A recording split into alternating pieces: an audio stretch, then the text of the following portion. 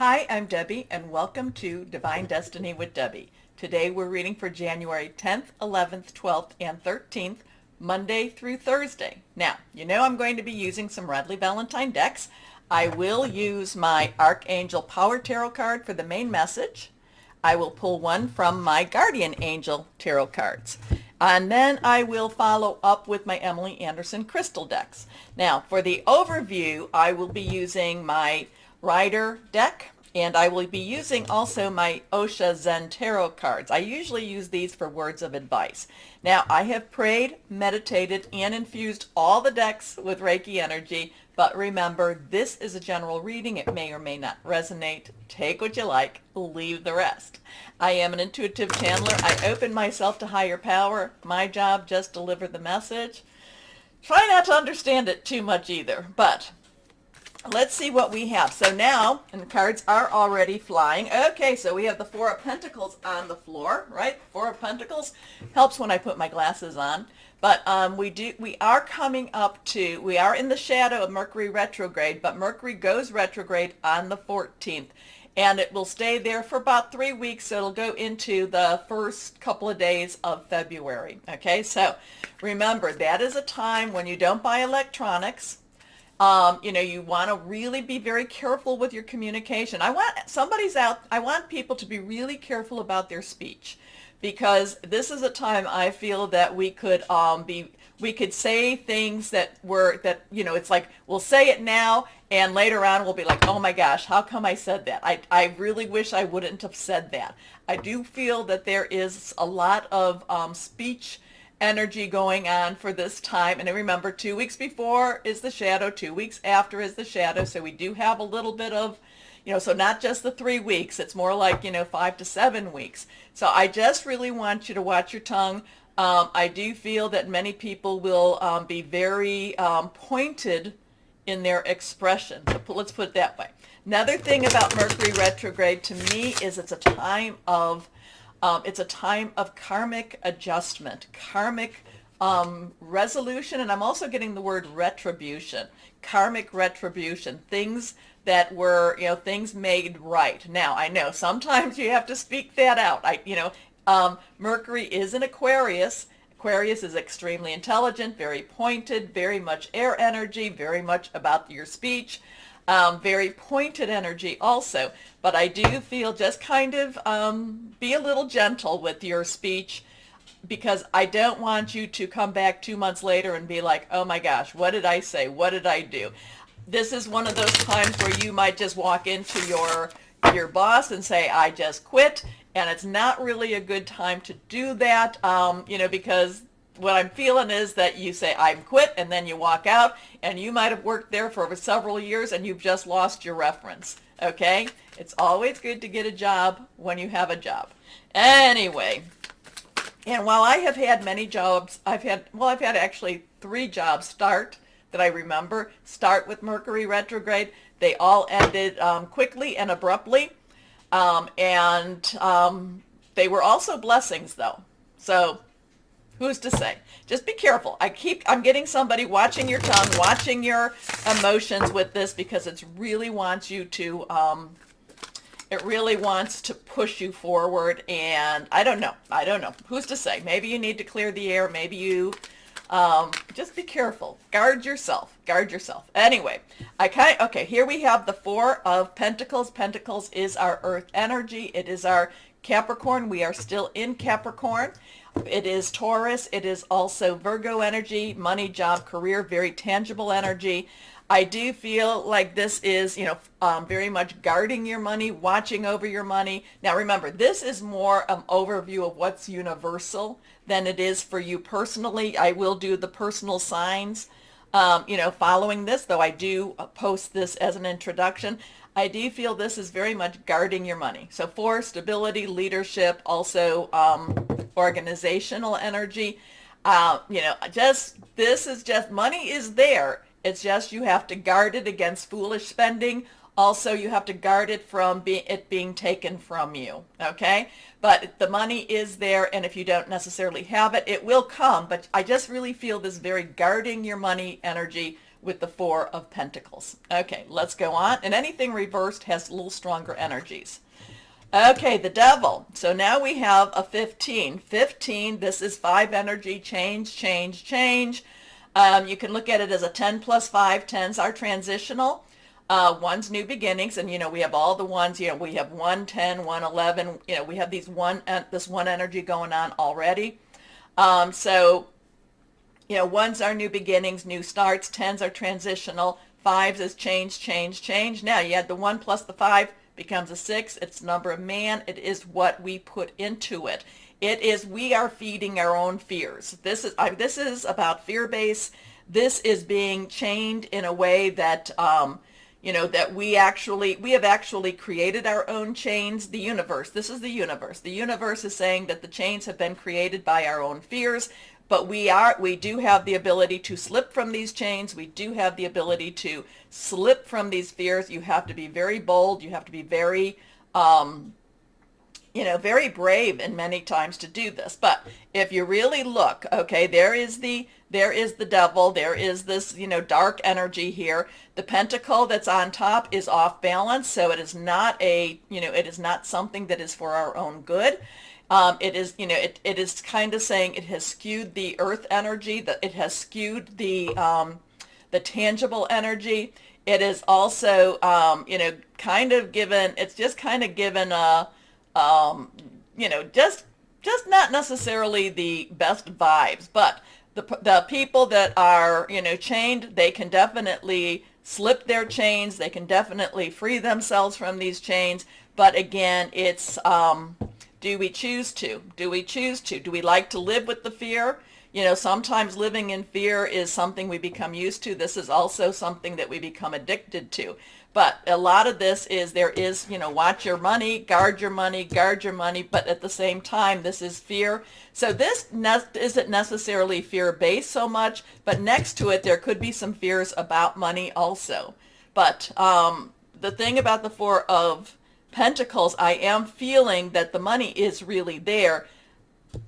This is where we're like, oh, it's better again. What is this? What is it? Roosevelt. The one thing we have to fear is fear itself. So this has a lot of fear base, but it has a lot of opportunity for us to break from those chains. Next card is, this is the Four of Wands. Now, for, again, stability, organization, leadership. Wands is our fire energy. It is our Leo, Sagittarius, Aries, passionate, burning, determined.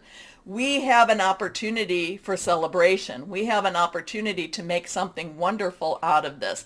Again, fear could be what's holding us back. Fear could be what is keeping us from moving. And again, this is not just for you per se. This is more the universe. This is more the global type of energy. So there's some money energy. There's some really great successful energy. You can see, I don't know, you want to consider this a wedding. This is a marriage. There is, there's this canopy. There's all this, beautiful fruit or flowers type of energy over it. There's celebration energy all around. We just have to deal with that fear. This is a major arcana card. We just have to deal, or we have to give, pray, work with that fear. Now, many times over, again, I've told you, I don't pray to be brave. I don't pray for courage anymore. Because when I pray to be brave, I'm put into situations that scare the heck out of me. Courage, oh my gosh, I have to fight. I pray for mercy and grace. Mercy and grace. Mercy is, hey, mercy and grace kind of go hand in hand. Mercy is like, please be gentle. Grace is saying, I may not deserve it, but please be gentle. Okay? So the universe is really in kind of a quandary for this week. There's money things going on, guarding your money. Fear. There is a very strong potential for success and breaking out of that fear. But these are choices, always are choices. Okay, let's go on with the Osha Zen Tarot. See what we have here. See what we've got here now. And I am feeling like I need to do at least, I think, three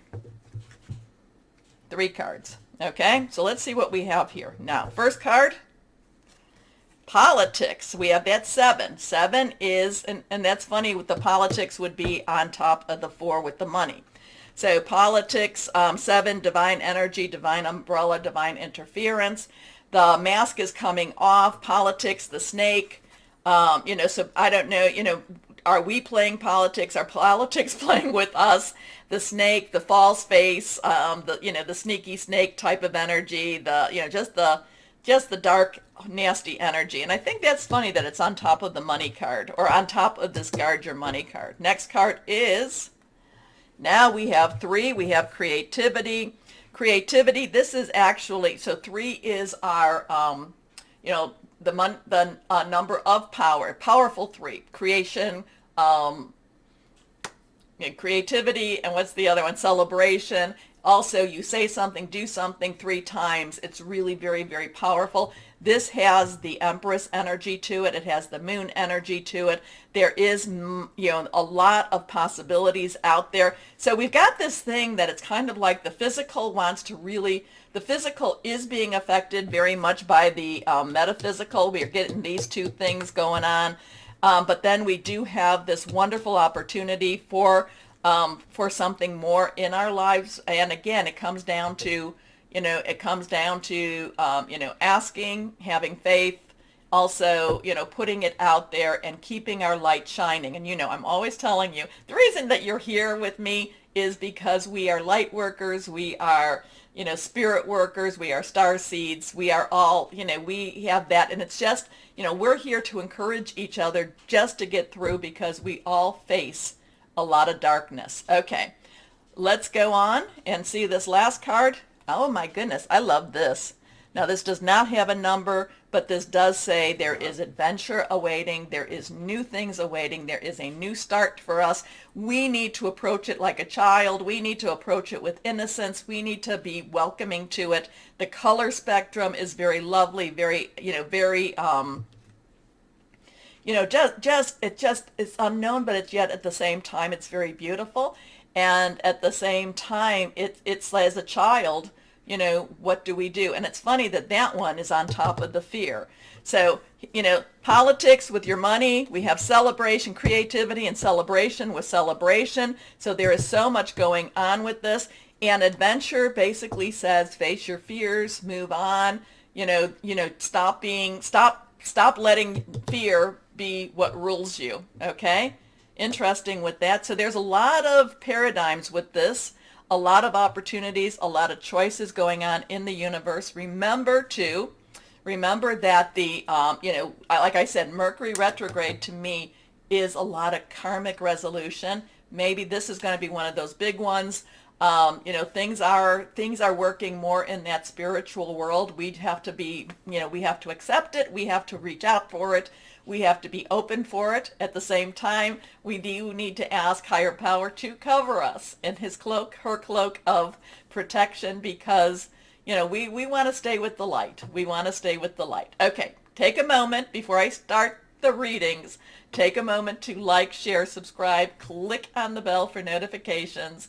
And let's start the readings and see what all, what our 110, 111, 112, 2022 is going to be like. Hello, my Geminis. How are you? Well, interesting stuff. It brought to mind, as I was doing this song, My Funny Valentine came up. Don't know why, but it just, came up. I don't know if that means that something's happening around Valentine's Day, or what.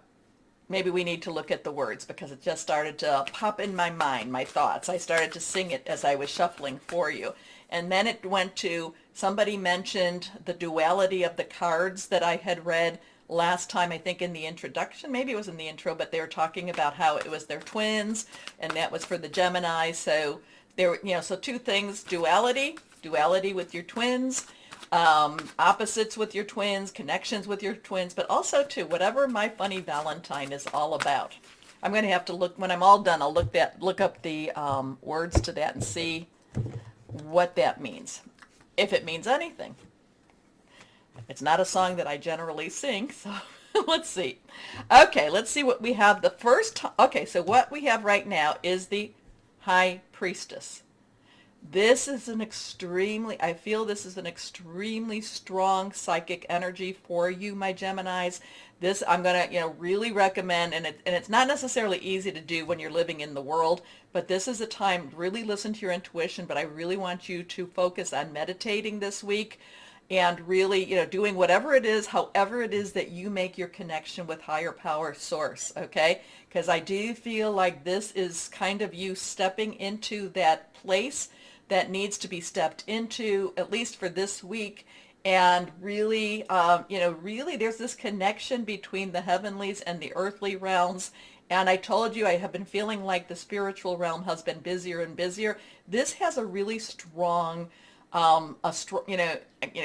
usually the high priestess is kind of like, okay, as we get closer to the moon and, closer to all the stuff going on. And remember, we did go to the Gemini moon. So the Gemini full moon is, still having its own effect until we get to that Cancer full moon. So it's kind of, there is still that Gemini energy there. But this is you stepping into the place, stepping as the intermediary.